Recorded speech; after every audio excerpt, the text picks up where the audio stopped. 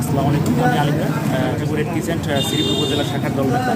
আজকে আমরা শ্রীপুর উপজেলাতে বাংলাদেশ রেড ক্রিসেন্টের মার্কেটিংয়ের উদ্যোগে আমরা শ্রীপুর উপজেলার একটা পরিষ্কার পরিচ্ছন্ন কর্মসূচির আয়োজন করা হয়েছিল। সেটা আজকে সকাল থেকে মাগুরাতে শুরু হয়েছে।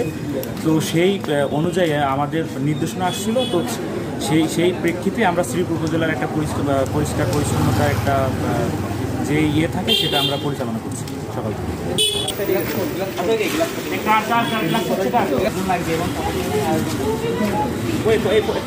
আমি পকেটে রাখি।